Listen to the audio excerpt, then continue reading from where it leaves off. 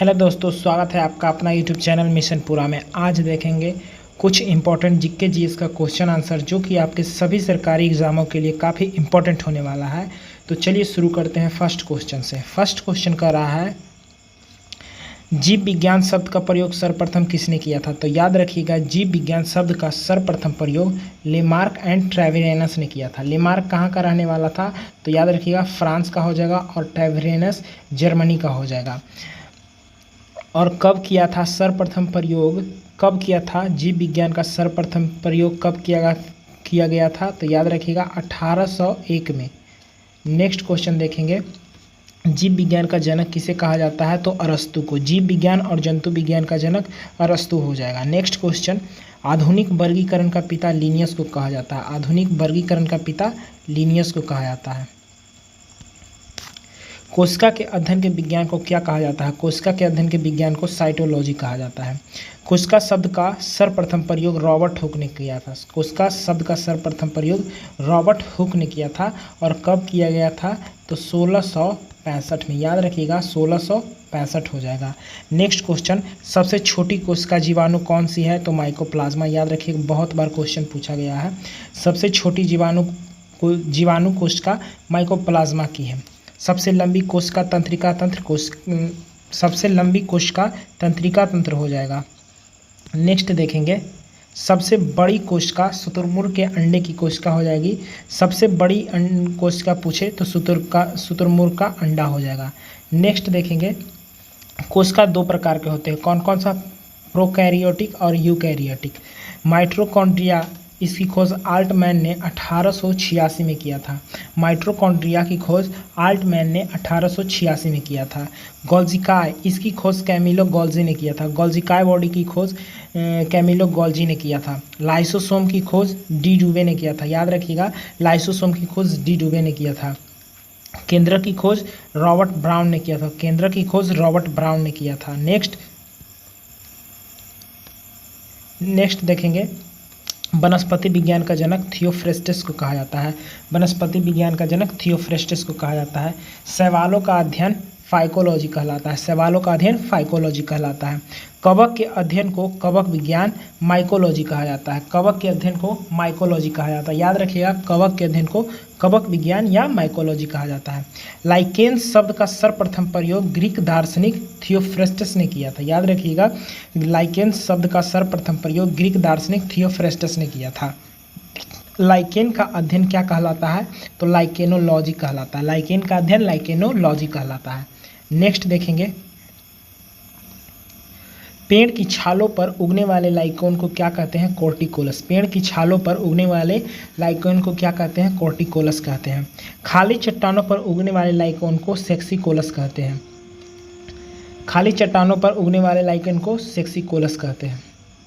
Next देखेंगे, जीवाणु की खोज किसने किया था?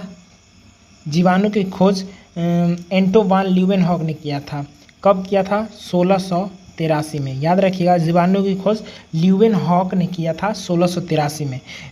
जीवाणु विज्ञान का पिता ल्यूवेनहॉक को कहा जाता है। जीवाणु विज्ञान का पिता ल्यूवेनहॉक को कहा जाता है, क्योंकि जीवाणु विज्ञान की खोज ल्यूवेनहॉक ने 1683 में किया था। आगे देखेंगे, भारत का 22वां राज्य सिक्किम हो जाएगा। जम्मू कश्मीर भारत का अंग कब बना? तो 26 अक्टूबर 1947 को। 26 अक्टूबर 1947 को। माइटोकॉन्ड्रिया की खोज आल्टमैन ने 1886 में किया था। माइटोकॉन्ड्रिया की खोज आल्टमैन ने 1886 में किया था। मृत कोशिका को क्या कहते हैं? तो नेक्रोसिस कहते हैं। मृत कोशिका को क्या कहा जाता है? नेक्रोसिस। सर्वप्रथम जीवित कोशिका की खोज 1674 में ल्यूवेनहॉक ने किया था। सर्वप्रथम जीवित कोशिका की खोज 1674 में ल्यूवेनहॉक ने किया था। ल्यूवेनहॉक की पुस्तक का नाम क्या था?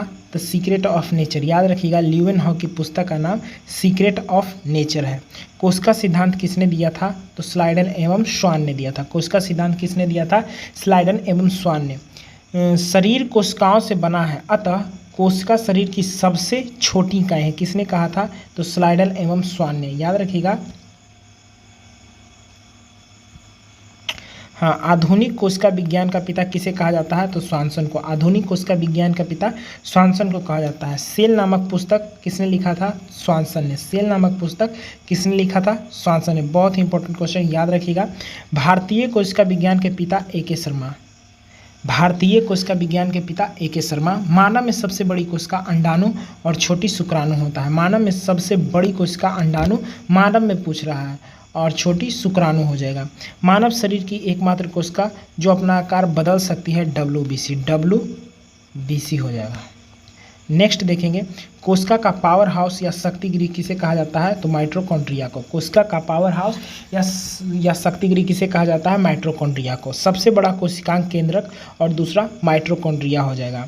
कोशिका के अंदर का छोटा अंग, कोशिका के अंदर का छोटा अंग क्या कहलाता है? राइबोसोम। प्रोटीन की फैक्ट्री किसे कहते हैं? राइबोसोम को। यूनिवर्सल कंपोनेंट ऑफ सेल किसे कहते हैं? राइबोसोम को। याद रखिएगा, तीनों राइबोसोम हो जाएगा। फिर से हम देख लेंगे राइबोसोम के बारे में। कोशिका के अंदर का छोटा अंग राइबोसोम कहलाता है। प्रोटीन की फैक्ट्री राइबोसोम को कहते हैं। Universal component of cell ribosome को कहा जाता है। अब देखेंगे राइबोसोम की खोज किसने किया था? तो प्लैड नामक वैज्ञानिक ने किया था। राइबोसोम की खोज प्लैड नामक वैज्ञानिक ने किया था। अब राइबोसोम में कोशिका झिल्ली नहीं पाई जाती है। बहुत ही इंपॉर्टेंट क्वेश्चन है। राइबोसोम में कोशिका झिल्ली नहीं पाई जाती है। गोल्जी बॉडी का खोज किसने किया था? कैमिलो गोल्जी ने। याद रखिएगा, गोल्जी बॉडी का खोज किसने किया था? तो कैमिलो गोल्जी ने। ट्रैफिक पुलिस भी कहा जाता है किसको? गोल्जी बॉडी को। ट्रैफिक पुलिस भी कहा जाता है किसको? गोल्जी बॉडी को। सेंट्रोसोम की खोज किसने किया था? वॉन ब्रेडर ने 1883 में। याद रखिएगा, 1883 में। वीडियो को कर देते हैं अंत, यहीं पे अंत कर देते हैं वीडियो को। वीडियो अगर अच्छा लगा तो वीडियो को लाइक, सब्सक्राइब, शेयर जरूर कीजिएगा। मिलते हैं नेक्स्ट वीडियो में, तब तक के लिए धन्यवाद।